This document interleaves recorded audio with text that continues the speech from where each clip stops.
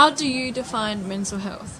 I guess mental health is connectedness. It's not being like too happy or too sad, like not going to the extremes. I would say sense of belonging. Community and compassion will be two. Emotional well-being. Respect for every person's identity. Psychological well-being. It's not happiness, being stagnant. Connection. How someone's feeling and their state of being.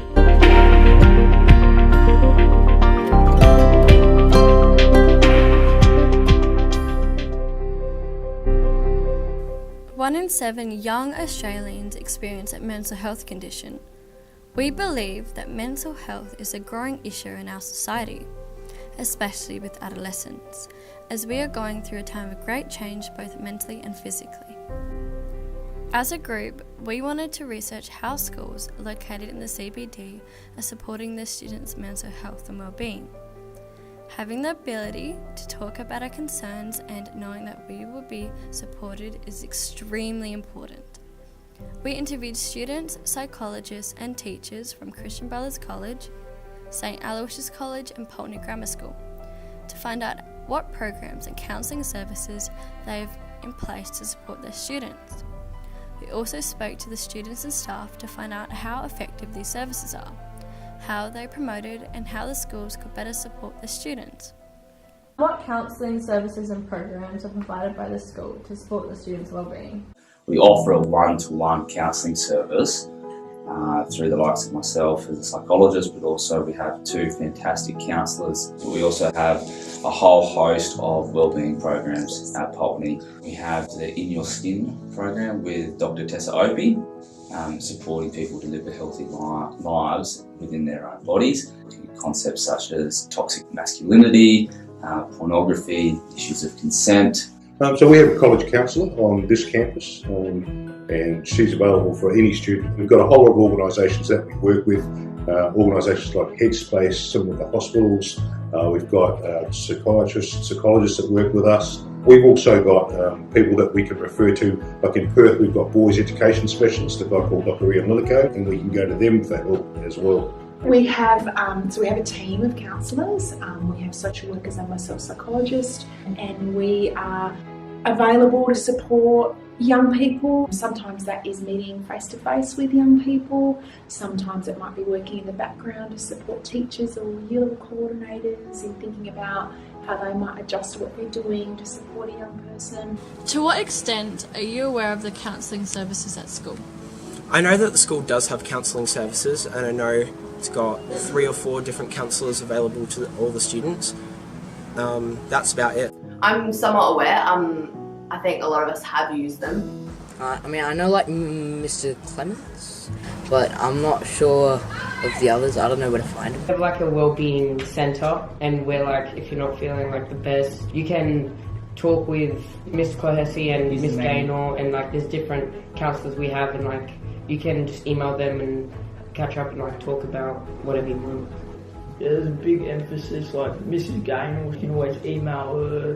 Very aware. Yeah. We have assemblies and they come along and speak to us about what and how to access the services and what we have to do, who we have to go to.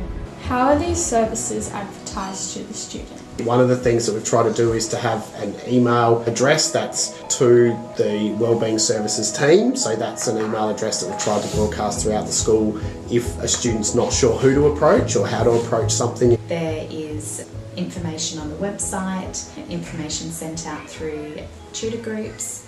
All our counsellors move in and out with the boys. They're there at recess and lunchtime. They speak at assemblies, they write articles in the newsletters. One of our counsellors writes an article each week in the newsletter for our parents, so that the guys might read that as well. They often, at the beginning of the year, will see the counsellors at a whole year level assembly or something like that, where they'll just put a face to a name and say, we're here, this is where you can find us.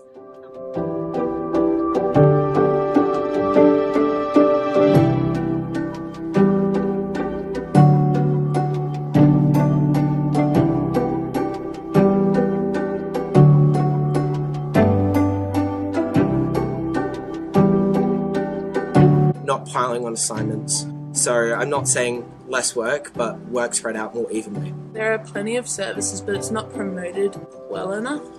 I think one thing in particular is homework, and mentioned that with extracurriculars.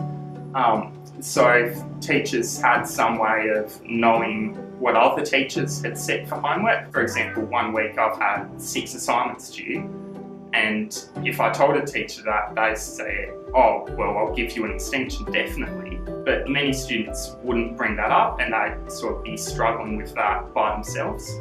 For example, every couple months we have like a big class where maybe the couple counsellors will like talk to us about like how it's pretty easy to just chuck them an email, and then you can be talking about like your mental health just with them, and then it like probably encourage more people to go to Wellbeing Centre and do those things. I think days like Are You OK Day and starting conversations just in the class on an everyday basis surrounding how are you feeling okay, how's your night, things like that, I think are really important to not only like build a relationship between peers and teachers, but just like foster a sense that it's okay to not be okay. So many people go through life living in this happiness myth that we've got to feel happy and positive 100% of the time, yet that's really unrealistic. Living life means experiencing discomfort. You can't have one without the other.